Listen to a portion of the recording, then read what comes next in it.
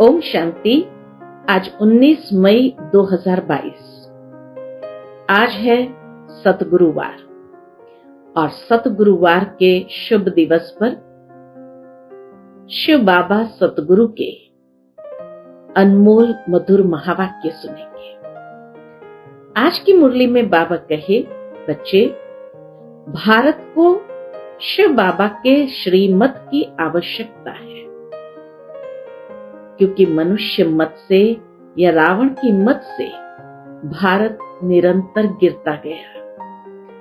अब श्रीमत से ही भारत ऊंचा उठ सकता है।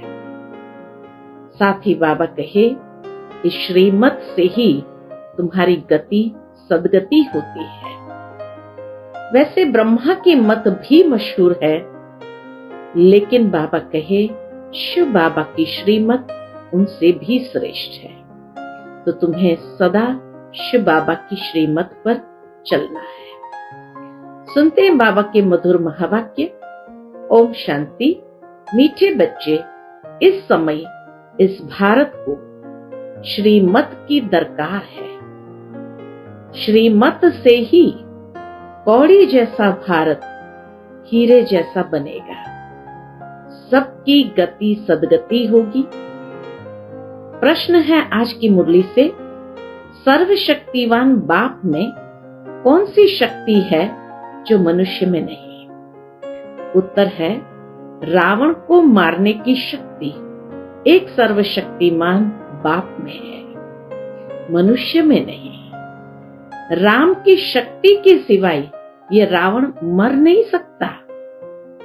बाप जब आते हैं तब तुम बच्चों को ऐसी शक्ति देते हैं जिससे तुम भी रावण पर जीत पा लेते हो। बाबा को याद करते हैं तो याद से ही ऐसी शक्ति मिलती जो रावण के ऊपर संपूर्ण विजयी हो जाते हैं। ओम शांति। मीठे बच्चे जानते हैं, यह होली हंसों की सभा है। यहाँ सब ब्राह्मण बैठे हैं। पवित्र को ब्राह्मण कहा जाता है, अपवित्र को शूद्र वर्ण का कहेंगे। जो पुरुषार्थी है उन्हों को हाफ कास्ट कहेंगे, न इधर के न उधर के। एक पांव उस पार जाने वाली नाव में, एक पांव इस पार वाली नाव में होगा तो क्या होगा? तो चिर जाएंगे। इसलिए निर्णय करना चाहिए किस तरफ जावे। अगर कोई असुर बैठे होंगे तो विघ्न डालेंगे। ये होली हंस की सभा में बाबा कहे, अगर कोई असुर बैठे होंगे तो विघ्न डालेंगे। ये कौन समझाते हैं? शिव बाबा। शिव के लिए ही बाबा अक्षर मुख से निकलता है। शिव बाबा ही झोली भरने वाला है। बाप से जरूर वर्षा मिलेगा। शिव के कितने अथाह मंदिर है। वह भी है निराकार, विश्व का रचयिता। विश्व में लक्ष्मी नारायण का राज्य था, तो जरूर बाप से वर्षा मिला होगा ना। बाबा कहे, विश्व में लक्ष्मी नारायण का राज्य था तो जरूर बाप से वर्षा मिला होगा। अभी तुम शूद्र से ब्राह्मण बने। शूद्र है पत्थर बुद्धि, लक्ष्मी नारायण तो पारस बुद्धि थे ना। माया से बुद्धि मारी जाती है। माया का नाम भारत में मशहूर है। माया शब्द को दुनिया के और धर्मों वाले लोग नहीं जानते हैं। बाबा कहे, माया शब्द ये नाम भी भारत में मशहूर है। इस समय माया रावण का राज्य है, अर्थात रावण संप्रदाय है। इसलिए रावण को मारते हैं, परंतु मरता नहीं। कितना मारने का प्रयत्न करते हैं लेकिन फिर भी मरता नहीं। राम की शक्ति के सिवाय रावण पर जीत पा नहीं सकते हैं। जब तक बाबा से हमें शक्ति न मिले तब तक रावण पर जीत पा नहीं सकते। सर्वशक्तिमान से ही शक्ति मिल सकती है। वह तो है एक, परम पिता परमात्मा, उनका न सूक्ष्म शरीर है न स्थूल। यह भी किसकी बुद्धि में नहीं आता कि वह निराकार फिर भारत में कैसे आया। आत्मा ऑर्गन्स के बिगड़ तो कर्म कर नहीं सकती, कुछ भी समझते नहीं, इसीलिए पत्थर बुद्धि कहा जाता है। बाप बैठ समझाते हैं, भगवान है ऊंच से ऊंच, उनकी सबसे ऊंच मत है, शिव बाबा की सबसे ऊंच मत है, नहीं तो भगवान का सिमरण क्यों करते। उनकी मत सिमरते हैं, याद करते हैं। जरूर भगवान के आने का भी ड्रामा में पार्ट है, मनुष्य समझते नहीं। बहुत लोग कहते हैं क्राइस्ट से 3000 वर्ष पहले गीता सुनाई गई थी, परंतु यह तो बताओ वह गीता किस नेशन को, किस युग में सुनाई गई और किसने सुनाई। बाबा कहे गीता किस नेशन को किस युग में सुनाई गई और किसने सुनाई। एक ही शास्त्र में कृष्ण भगवान वाच लिखा हुआ है। फिर रुद्र ज्ञान यज्ञ भी कहते हैं। रुद्र तो शिव बाबा को कहा जाता है, कृष्ण को कभी बाप नहीं कहेंगे, शिव बाबा कहा जाता है। बाबा अक्षर तो शिव बाबा के साथ ही शोभता है, कृष्ण के साथ बाबा अक्षर नहीं लगाया जाता। शिव बाबा ही नॉलेजफुल ब्लिसफुल है, तब तो भक्त लोग पुकारते हैं, समझते हैं भक्ति करने के बाद भगवान मिलेगा। अच्छा, भक्ति कब शुरू होती, भगवान कब मिलता। पाप आत्माओं की दुनिया से पुण्य आत्माओं की दुनिया में कब जाना होता है, यह कोई नहीं जानते। तुम भी शूद्र वर्ण के थे, अब तुम ब्रह्मा मुख वंशावली ब्राह्मण कहलाते हो। ब्राह्मण किसने बनाया, शिव बाबा ने। यह है रचयिता। ब्राह्मण वर्ण है सबसे ऊंच, ब्राह्मणों की चोटी भी है क्योंकि साकार में है ना, परंतु उन्हों को बनाने वाला निराकार है। वह परम पिता परम आत्मा माना परमात्मा। यह अक्षर पक्का याद करो। ड्रामा अनुसार जब सृष्टि तमो प्रधान बन जाती है तब मुझे आना पड़ता है। बाबा कहे जब सारी सृष्टि तमो प्रधान हो जाती है तब बाबा को भी आना पड़ता है।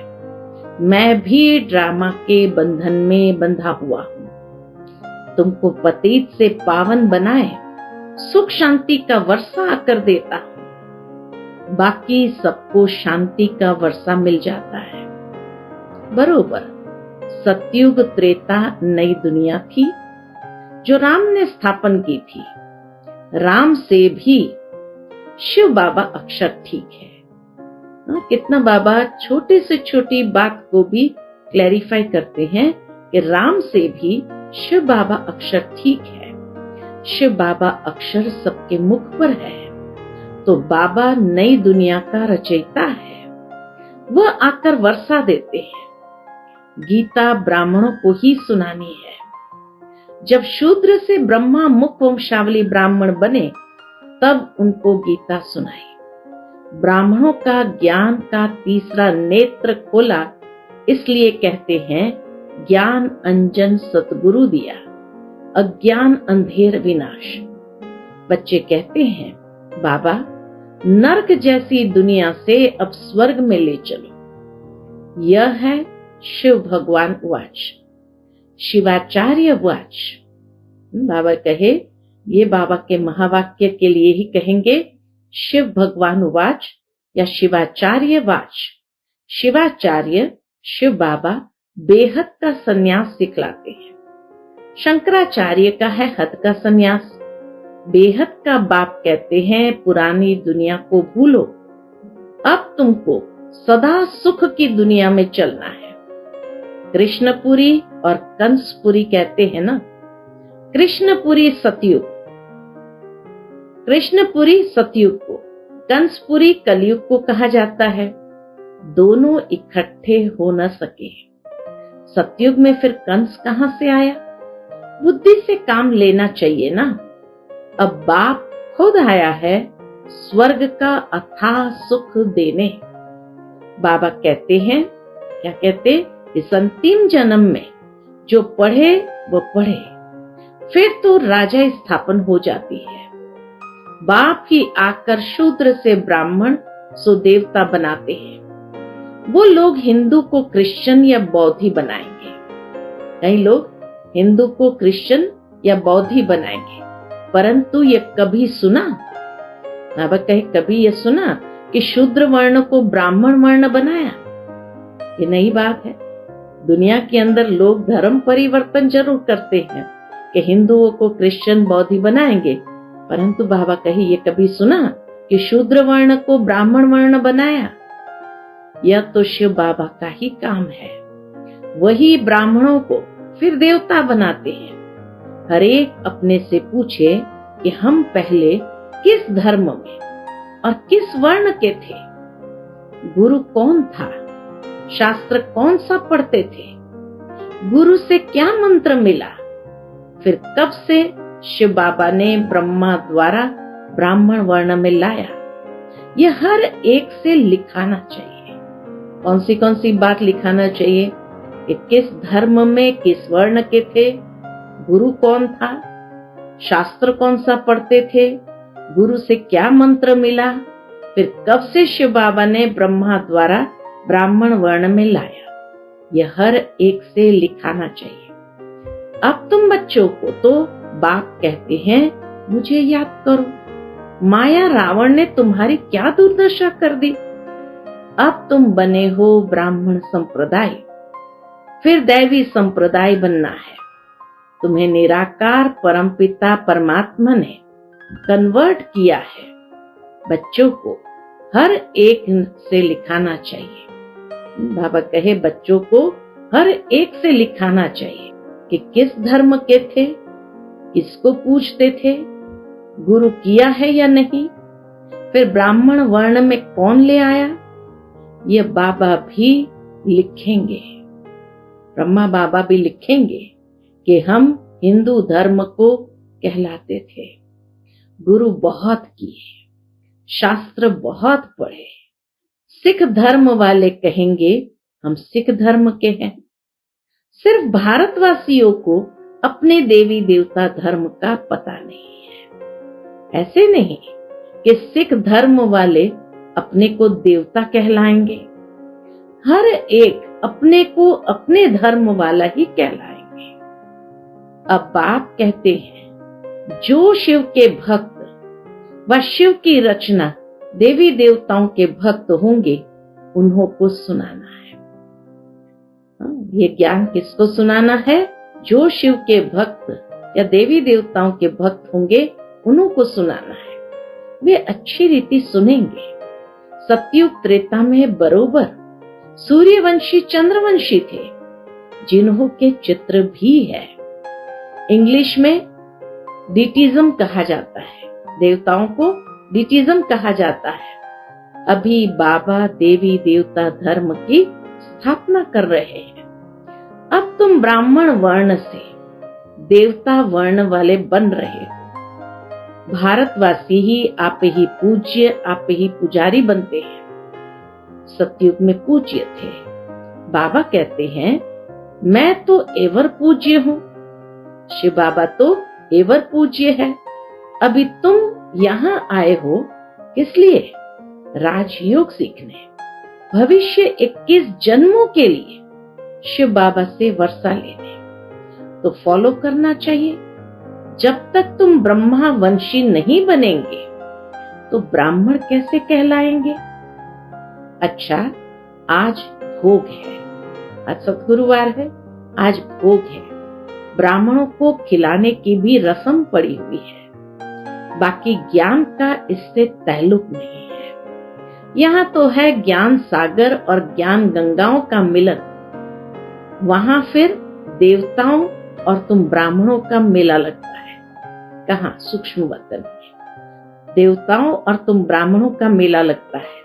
इसमें मूंझने की बात नहीं बाप कहते हैं देह सहित देह के सब संबंधों से ममत्व मिटाते जाओ। मुझ एक को याद करो तो अंत मति सुगति हो जाएगी। मैं प्रतिज्ञा करता हूं। शिव बाबा प्रतिज्ञा करते हैं। क्या करते हैं? तुमको स्वर्ग में भेज दूंगा। रोज क्लास में पूछो, शिव बाबा के साथ प्रतिज्ञा करेंगे? बाबा प्रतिज्ञा करता है तो बाबा कहे क्लास में पूछो, शिव बाबा के साथ प्रतिज्ञा करेंगे? शिव बाबा कहते हैं मेरी मत पर चलो। बाप की श्रीमत नामी ग्रामी है। श्रीमत अर्थात श्रेष्ठ मत। ब्रह्मा की मत भी गाई जाती है। ब्रह्मा से भी ब्रह्मा का बाप शिव बाबा ऊंच है ना। जब भोजन पर बैठते हो तो भी शिव बाबा को याद करो। मोस्ट बिलवेड बाप है। जैसे कि उनके साथ हम भोजन पा रहे हैं। इस याद से बहुत ताकत आएगी। परंतु बच्चे घड़ी घड़ी भूल जाते हैं। भारत को अब शिव बाबा के श्रीमत की दरकार है, क्योंकि बाप ही सर्व का सदगति दाता पतित पावन है ना। बाप और वर्षे को याद करना है। माया विघ्न भी अनेक प्रकार के डालेगी, उनसे डरना नहीं है। ज्ञान तो बहुत सहज है, बाकी योग में रहना, एक से बुद्धि योग जोड़ना, इसमें ही मेहनत है। और जगह भटकने से तो एक शिव बाबा को याद करना अच्छा है ना। गीता पढ़ने की भी बात नहीं, जबकि बाप खुद आए हैं। बाकी सब शास्त्र हुए बाल बच्चे, उनसे वर्षा मिल न सके, उनसे वर्षा मिल न सके।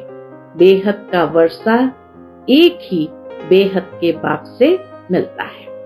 अच्छा, बाप दादा तो बच्चों के सामने बैठा है।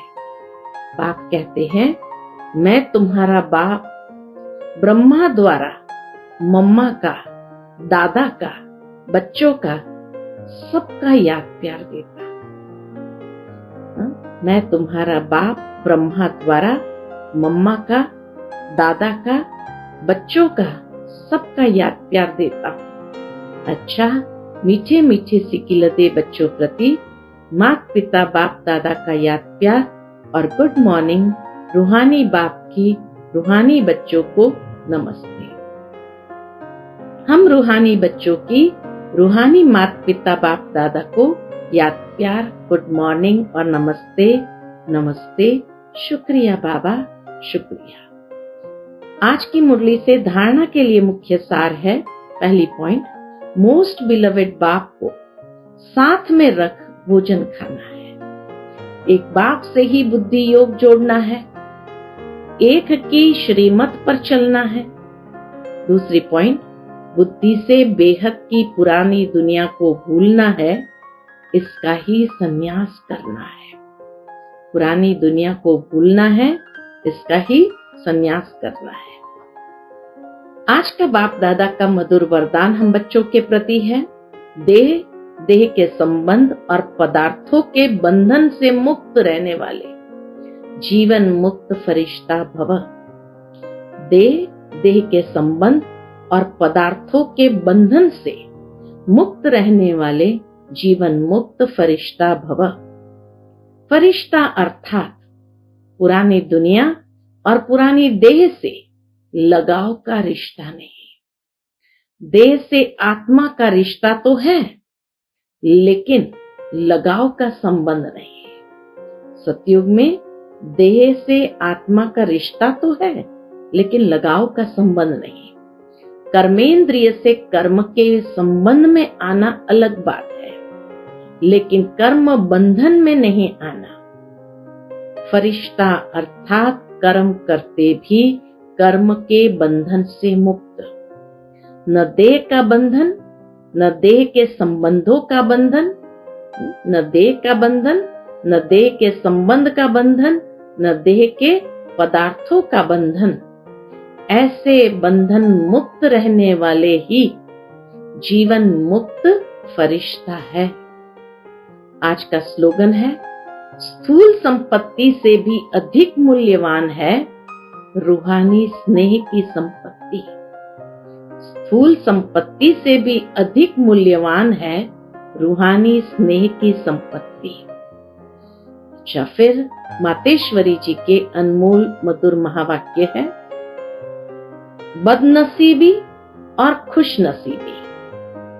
बदनसीबी और खुशनसीबी, अब इन दोनों शब्दों का मदार किस पर चलता है? बदनसीबी और खुशनसीबी, अब इन दोनों शब्द का मदार किस पर चलता है? यह तो हम जानते हैं कि खुशनसीब बनाने वाला परमात्मा है, तो बदनसीब बनाने वाला खुद ही मनुष्य है। जब मनुष्य सर्वदा सुखी है तो उन्हों की अच्छी किस्मत कहते हैं, और जब मनुष्य अपने को दुखी समझते हैं तो वो अपने को बदनसीब समझते हैं। हम ऐसे नहीं कहेंगे कि बदनसीबी व खुशनसीबी कोई परमात्मा द्वारा मिलती है। नहीं, तकदीर को बिगाड़ना व बनाना यह सब कर्मों के ऊपर ही मदार है। यह सब मनुष्य के संस्कारों के ऊपर ही है। फिर जैसे पाप और पुण्य का संस्कार भरता है, वैसे तकदीर बनती है। परंतु मनुष्य इस राज न जानने के कारण परमात्मा के ऊपर दोष रखते हैं।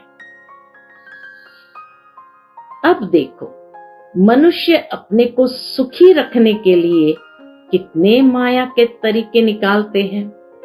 फिर उसी माया से कोई अपने को सुखी समझते हैं और कोई फिर उसी माया का संन्यास कर माया को छोड़ने से अपने को सुखी समझते हैं। कोई माया में लिप्त होकर सुखी समझना चाहते और कोई माया को छोड़ करके अपने को सुखी समझते। मतलब तो कई प्रकार के प्रयत्न करते हैं, परंतु इतने तरीके करते भी क्या होता है? इतने तरीके करते भी रिजल्ट दुख के तरफ जा रही है। जब सृष्टि पर भारी दुख होता है, तब उसी समय स्वयं परमात्मा आए, गुप्त रूप में अपने ईश्वरीय योग पावर से दैवी सृष्टि की स्थापना कराए, सभी मनुष्यात्मा को खुशकिस्मत बनाते हैं। फिर दूसरा क्लास था मम्मा का, मनुष्य गाते हैं, तुम माता पिता हम बालक तेरे, तुम्हारी कृपा से सुख गने रहे। अब यह महिमा किसके लिए गाई हुई है? अवश्य परमात्मा के लिए गायन है, क्योंकि परमात्मा खुद माता पिता रूप में आए इस सृष्टि को अपार सुख देता है। परमात्मा ने जरूर कभी तो सुख की सृष्टि बनाई है, तभी तो उनको माता पिता कहकर बुलाते हैं। परंतु मनुष्य को यह पता ही नहीं कि सुख क्या चीज है। जब इस सृष्टि पर अपार सुख थे, तब शांति भी थी, परंतु अब वो सुख नहीं है। अब मनुष्य के अंदर ये चाहना उठती है कि वो सुख हमें चाहिए। फिर कोई धन पदार्थ मांगते हैं, कोई बच्चे मांगते हैं, कोई तो फिर ऐसे भी मांगते हैं कि हम पतिव्रता नारी बने। क्या मांगते हैं? हम पतिव्रता नारी बने। जब तक मेरा पति जिंदा है, हम दुहागिन विधवा न बने। तो चाहना तो सुख की ही रहती है ना। मम्मा कहे, चाहना तो सुख की ही रहती है ना। तो परमात्मा भी कोई समय उन्हों की आश अवश्य पूर्ण करेंगे। सतयुग के समय जब सृष्टि पर स्वर्ग है, तो वहां सदा सुख है, जहां स्त्री कभी दुहागिन नहीं बनती, अर्थात विधवा नहीं बनती। तो वो आश सतयुग में पूर्ण होती है, जहां अपार सुख है। बाकी तो इस समय है ही कलयुग। इस समय तो मनुष्य दुखी दुख भोगते हैं। दुखी मनुष्य फिर कह देते हैं कि प्रभु का भाना मीठा करके भोगना है। क्या कहते हैं?